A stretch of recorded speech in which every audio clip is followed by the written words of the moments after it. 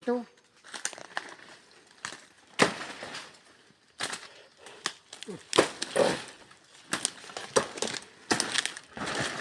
Paano man nalaman?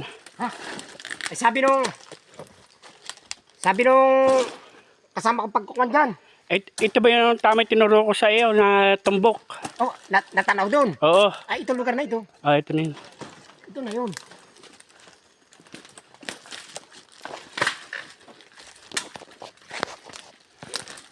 Oh.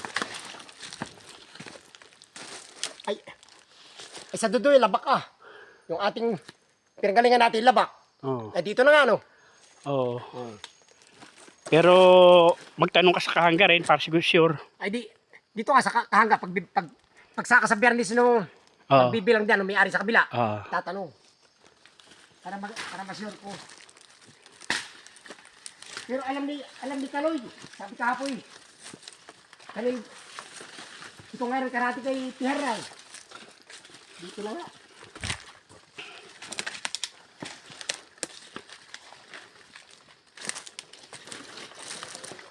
Ha? Oo, at yan ay bulong ni sigaan.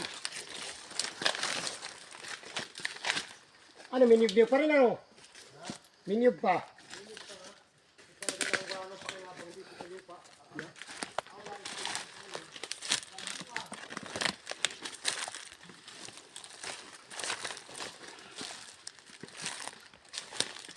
Para sa pari, ano?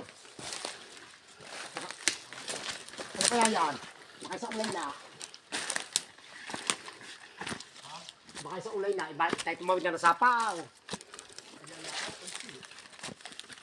Baka. Sa ulay na kaya yan.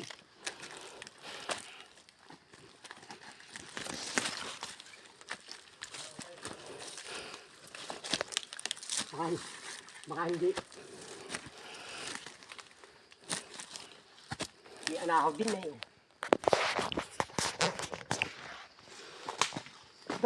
Ito sabi ni ano ay. Sabi nung taga Santo Domingo. Ito raw isa sa tihar. Ito. Adi ito na ano.